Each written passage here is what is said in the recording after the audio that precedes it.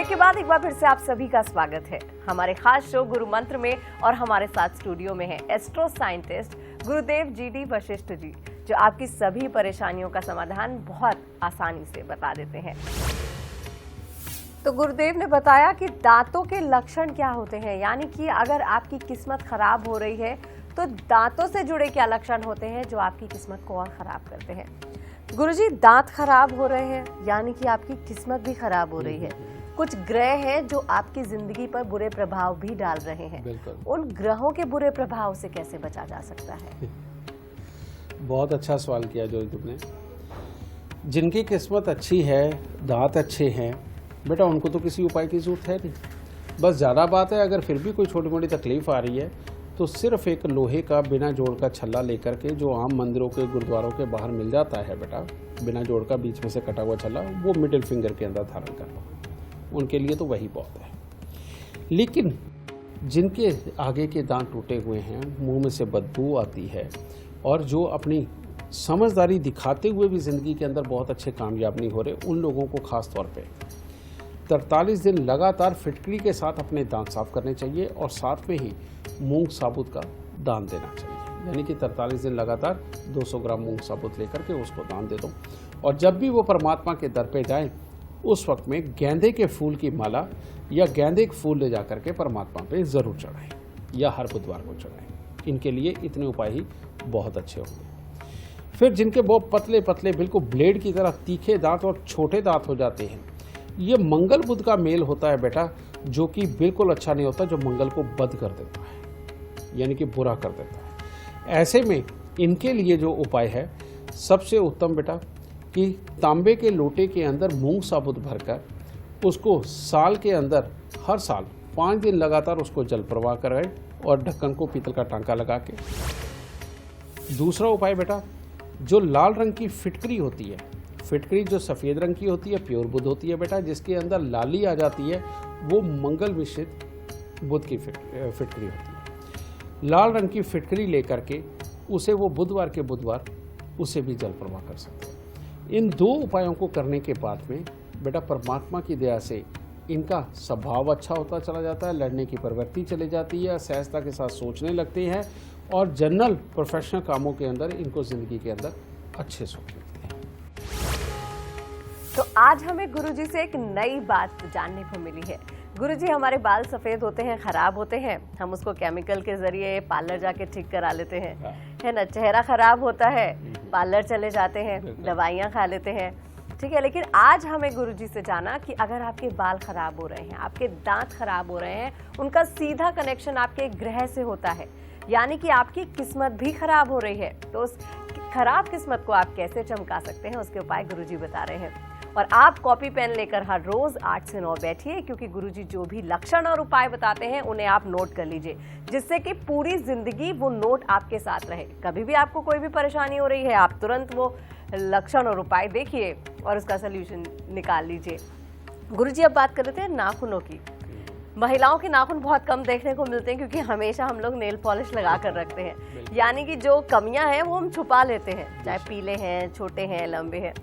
तो क्या गुरुजी नाखूनों में भी किस्मत कनेक्शन होता है, और कोई लक्षण होते हैं जो हमारी इस परेशानी की वजह होते हैं नाखूनों से जुड़े हुए, और उपाय हम क्या कर सकते हैं? नाखून, इसके बारे में सबसे ज़्यादा पता चलता है लक्षण विज्ञान में कि आपकी किस्मत कैसी रहेगी। जिन लोगों के बहुत अच्छे चमकदार और बिल्कुल स्मूथ नाखून होते हैं और थोड़े लंबे लंबे होते हैं, साइडों से गोल भी होते हैं, और जिनको देखने पर उसके अंदर लालिमा भी झलकती है बेटा, ऐसे लोगों को लिए आप ये कह सकते हो कि ये जो भी करेंगे उसके अंदर कामयाब होंगे। ये अगर पढ़े लिखे भी ना हुए, इनके पास अगर कोई डिग्री भी ना हुई, तो तब भी इनकी अकल किसी डॉक्टर या किसी इंजीनियर से कम नहीं होंगी। बल्कि अगर पढ़े लिखे ये नहीं भी होंगे, तब भी ये डॉक्टर और इंजीनियर को पढ़ाने की काबिलियत रखते हैं। यानी कि इतनी समझदारी ये इन लोगों के अंदर होती है। फिर उसके बाद दूसरी तरह क्या आते हैं कि जिनके नाखून सुंदर होते हैं, देखने में बिल्कुल चमकदार होते हैं, लेकिन छोटे होते हैं, यानी कि अंदर को दबे हुए, समझे। ऐसे लोग जितने भी पराक्रम वाले खेल हैं, पराक्रम वाली जितनी नौकरियां हैं, इनके अंदर बहुत कामयाब होते हैं। थोड़ा गुस्सा ज़रूर होता है, लेकिन अपनी ज़िंदगी को फिर भी आराम से लेकर के चलते हैं, अच्छी तरह से लेकर चलते हैं। जब गुस्से के अंदर इनसे गलती हो भी जाती है, फिर कहते हैं कि सॉरी यार, थोड़ी देर के लिए गुस्सा आया था, लेकिन अब नहीं करूँगा, लेकिन करते ये बार बार है, ठीक है। लेकिन ये दिल के हीरे लोग होते हैं, बहुत अच्छे होते हैं बेटा।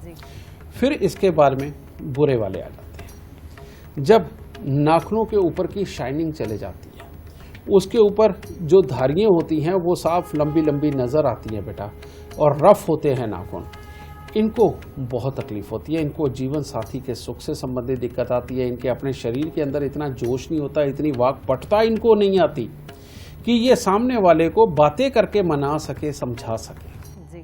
जिनकी नाखूनों के अंदर कालापन आए, हरापन आए या नीलापन आ जाए बेटा, ये तो बहुत ही खराब होती है। ये लोगों को बहुत जल्दी बीमारियां लगती हैं। इनके अंदर चिड़चिड़ापन, गुस्सा बड़ा होता है, और ये लोग अपने से ऊपर किसी को समझते नहीं, किसी की बात को इन्होंने सुनना नहीं ढंग से, और जिनकी सुन भी ली वो एक दिन से ज़्यादा याद नहीं रखनी। इनको ज़िंदगी के अंदर बहुत तकलीफें होती हैं बेटा। और ये लोग जब भी कोई भी काम करते हैं, थोड़े दिन के लिए ही परफेक्ट कर पाते हैं, उसके बाद में या तो थक जाते हैं, तकलीफ होती है, या बीमार हो जाते हैं। फिर एक और नाखून होते हैं जो चमकदार भी होते हैं, लेकिन कटे फटे भी होते हैं। यानी कि उनका कोई हिस्सा कहीं से टूट रहा होगा, कहीं से कोई झड़ रहा होगा, उनको ऐसे पकड़ के थोड़ा सा तोड़ो, बहुत जल्दी टूट भी जाती है। इन लोगों को जीवन में सबसे ज़्यादा सचेत रहने की जरूरत होती है, क्योंकि इनके पास अकल भी है, इनके पास जोश भी है, लेकिन इनके पास एक दुर्बुद्धि है, और वो दुर्बुद्धि इनको सिर्फ ऐशो आराम के अंदर उलझाई रखती है। बार बार कोशिश करती है कि अगर पैसे कमाए हैं तो यह अयाशी पे उड़ा दो, चाहे वो आदमी हो चाहे औरत हो। अब बेटा उपाय की बात कर लेते हैं, क्योंकि आप सबको जिसने भी देखे अपने नाखून बेटा, अगर उसमें तकलीफें हैं तो नेचुरली बात है उसको उपायों की जरूरत है ही।